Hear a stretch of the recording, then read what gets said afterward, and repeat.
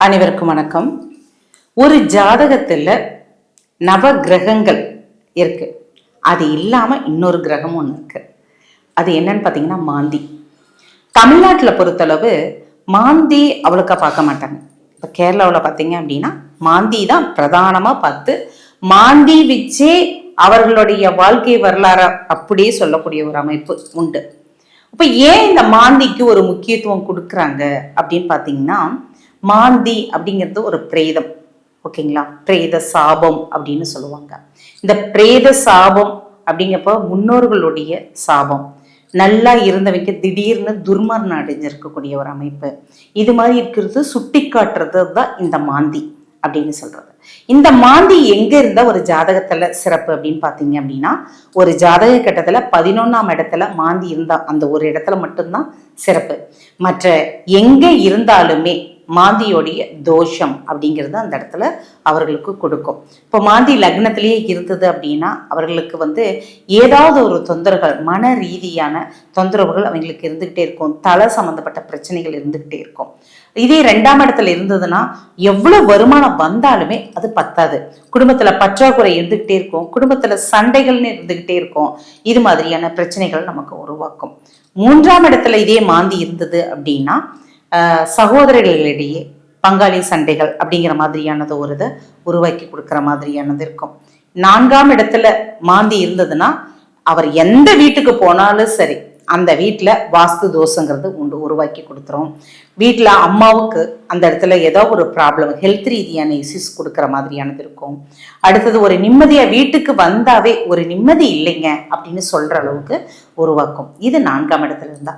இது 5ஆம் இடத்துல மாந்தி இருந்தது அப்படின்னா புத்திர பாக்கியம் அதுல ஒரு பிரச்சனைகளை கொடுக்கும். அல்லது குழந்தைங்களுக்கு இருந்ததுன்னா குழந்தைங்கனால அவர்களுக்கு நிம்மதி இல்லாத ஒரு சூழ்நிலைகளை கொடுக்கும். நம்ம எந்த இடத்துக்கு போனா குலதெய்வம் கோயிலுக்கே போலான்னு நினைச்சா கூட போக விடாது. ஏதாவது ஒரு பிரச்சனைகளை அந்த இடத்துல உருவாக்கி கொடுக்கும். இது மாதிரியான தன்மைகள். இதே 6ஆம் இடத்துல மாந்தி இருந்தது அப்படின்னா கடன்கிறத மட்டும் தீரவே தீராது. ஒன்று மாற்றி ஒன்று கடன் இருந்தே இருக்கிற மாதிரியான ஒரு சூழலை உருவாக்கி கொடுக்கும். அப்புறம் ஹெல்த் இஷ்யூஸும் அடிக்கடி வந்துகிட்டே இருக்கும். மாற்றி மாற்றி மருத்துவ செலவுகள் குடும்பத்தில் இருக்கிற மாதிரியான ஒரு அமைப்பு இருக்கும். இதே 7ஆம் இடத்துல இருக்குது அப்படின்னா நல்லா பேசிட்டு இருந்த ஃப்ரெண்ட்ஸ் திடீர்னு சண்டை போட்டுருவாங்க, பேச மாட்டாங்க. பார்ட்னர்ஷிப்ல ப்ராப்ளம் கொடுக்கும். அதே சமயத்துல நம்ம வீட்டில் இருக்கக்கூடியவர்களும் கணவன் மனைவியிடையே சரியான ஒரு புரிதல் இருக்காது, ஒரு ஒற்றுமை இருக்காது அப்படிங்கிறத நம்ம சொல்லலாம். 8ஆம் இடத்துல இருந்ததுன்னா ஒரு பயம், உள்ளுணர்வு பயம் இருந்துகிட்டே இருக்கும். அதே மாதிரி அமானுஷ்யமான விஷயங்கள் எல்லாமே அவர்களுக்கு தெரியும். இது என்னமோ நடக்க போகுது, ஒரு சிலதெல்லாம் அவங்களுக்கு தடுப்பு போன மாதிரி இருக்குதே அப்படிங்கிற ஒரு இதெல்லாம் அவங்களுக்கு தோணும்.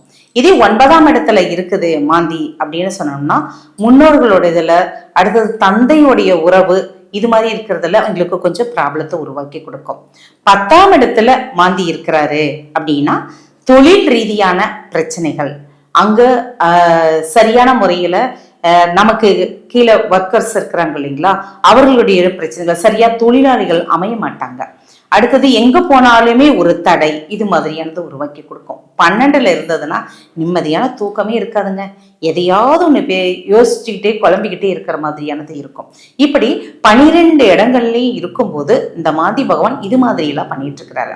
அப்படிங்கிறப்ப இதுக்கு என்னதாங்க பண்றது அப்படின்னா, இந்த மாந்தி அப்படிங்கறது பார்த்தோம் எந்த இடத்துல இருக்குது அப்படிங்கிறத பொறுத்து இந்த மாதிரியான பலன்கள். ஆனா அதே சமயத்துல இந்த மாந்தி எந்த வீட்டுல இருக்குதுங்கிறத பொறுத்து யார் இவர்களுடைய வீட்டுல எப்படி இறந்தாங்க.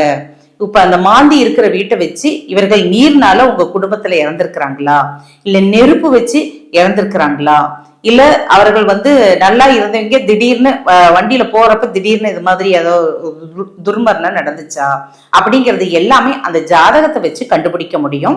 அதே சமயத்துல அதுக்கு நிவர்த்தி என்ன பண்றது, அந்த பிரேத சாபம், அவர்கள் நிறைவேறாத ஆசைகள் தொடர்ந்துகிட்டே இருக்கும். அப்படி இருக்கும்போது இதுக்கு என்ன நிவர்த்தி, என்ன பண்ணணும் அப்படிங்கறத அதை ஜாதக ரீதியா அதை பார்த்து உங்களுக்கு அதை தெரிவிக்க முடியும் அப்படிங்கறது இதன் மூலியமா தெரிவிச்சுக்கிறேன். ஏன்னா மாந்தி எந்த இடத்துல இருக்குது, அதுக்கு என்ன நிவர்த்தி அப்படிங்கிறது உங்க ஜாதக கட்டமே அதுக்குண்டான பலன்கள் உங்களுக்கு சொல்லும். இந்த பலன்கள் உங்களுக்கு சரியா பொருந்துச்சு அப்படின்னா உங்களுடைய கமெண்ட் பாக்ஸ்ல கமெண்ட் பண்ணுங்க. உங்களுக்கு ஏதாவது சந்தேகங்கள் இருக்குது அப்படின்னா நீங்க நேரடியா என்னுடைய நம்பருக்கு கான்டாக்ட் பண்ணீங்கன்னா உங்களுக்கு தேவையான தகவல்கள் இது மூலியமா கொடுப்போம். கண்டிப்பா இந்த பிரேத சாபம், ஏன்னா முன்னோர்களை சரியா கவனிக்கல, ரொம்ப உயிர் பிரியக்கூடிய தருவாயில் இருக்கக்கூடியவர்கள் நம்மகிட்ட ஏதாவது ஒன்று சொல்லணும் அப்படின்னு நினைச்சாங்கனாலோ அல்லது நம்ம அவங்கள சரியான முறையில் பராமரிப்பு பண்ணலைனாலோ இது மாதிரியான ஒரு நிகழ்வுகள் இருக்கும். நம்ம குடும்பத்துல நம்மளுடைய பரம்பரையில இது மாதிரி இறந்துருக்கிறாங்க அப்படிங்கிறத சுட்டி காமிக்கும். அந்த பாவகம் என்ன பண்ணும், நமக்கு நிறைய பிரச்சனைகளை உருவாக்கி கொடுக்கும்னு வச்சுக்கோங்களேன்.